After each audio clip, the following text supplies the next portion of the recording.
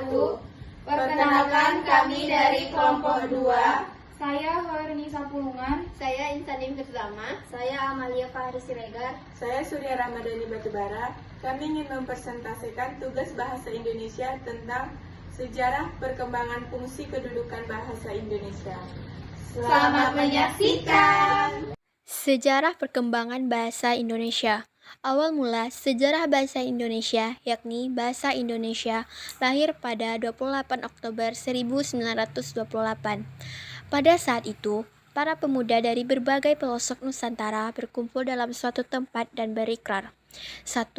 Bertumpah darah yang satu, tanah Indonesia. 2. Berbangsa yang satu, bangsa Indonesia. 3. Menjunjung bahasa persatuan bahasa Indonesia.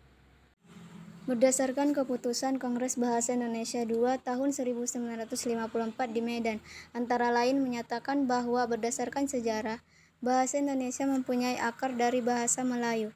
Bahasa Indonesia tumbuh dan berkembang dari bahasa Melayu yang sudah dipergunakan sebagai bahasa penghubung bukan hanya di Kepulauan Nusantara, melainkan hampir di seluruh Asia Tenggara. Perkembangan bahasa Indonesia.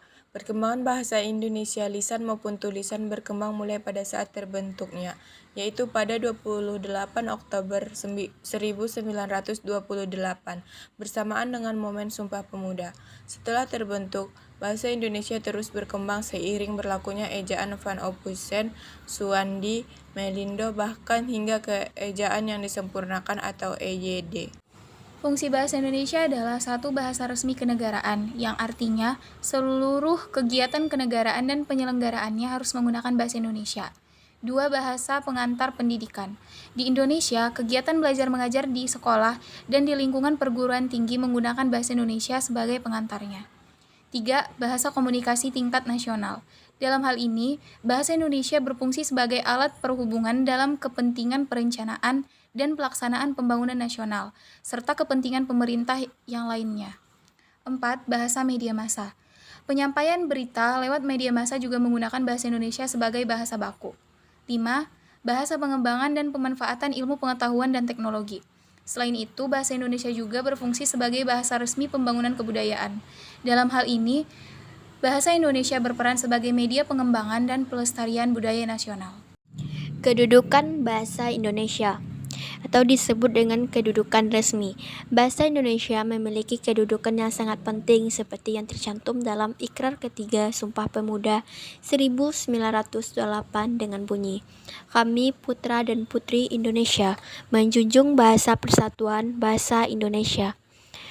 Undang-Undang Dasar RI 1945 Bab 15, Bendera, Bahasa, dan Lambang Negara, serta lagu-lagu kebangsaan.